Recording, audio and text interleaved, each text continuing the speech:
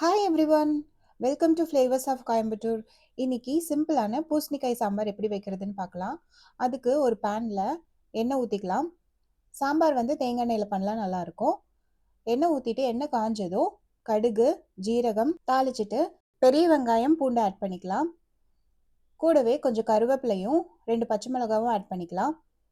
எல்லாம் நல்லா வதங்கினதுக்கப்புறம் கட் பண்ணி வச்சுருக்க பூசணிக்காய் ஆட் பண்ணுறேன். இதை எண்ணெயிலேயே ஒரு 2-3 மினிட்ஸ் நல்லா வணக்கிக்கலாம்.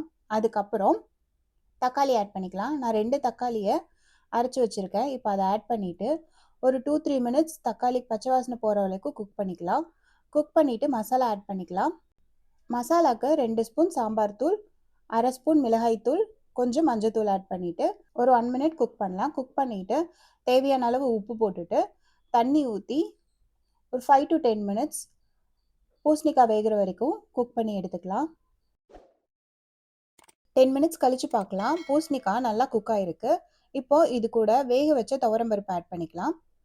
துவரம்பருப்பு ஆட் பண்ணிவிட்டு தண்ணி அட்ஜஸ்ட் பண்ணிக்கலாம். தண்ணி அட்ஜஸ்ட் பண்ணிவிட்டு பருப்பு மசாலாவும் சேர்ந்து ஒரு 5 மினிட்ஸ் குக் ஆகட்டும். 5 மினிட்ஸ் நல்லா கொதிச்சதுக்கப்புறம் புளி தண்ணி ஆட் பண்ணிக்கலாம். புளி ரொம்ப கம்மியாக ஆட் பண்ணால் போதும். புளி ஆட் பண்ணிவிட்டு 5 மினிட்ஸ் கொதிக்கட்டும். 5 மினிட்ஸ் கொதிச்சதுக்கப்புறம் தாளிப்பு ஆட் பண்ணிக்கலாம். தாளிப்புக்கு கடுகு, வரமிளகா, கருவேப்பிலை ஆட் பண்ணி தாளிப்பு ஆட் பண்ணிக்கிறேன். இது கூட சின்ன வெங்காயம் சேர்த்து தாளிச்சாலும் குழம்பு சூப்பராக இருக்கும்.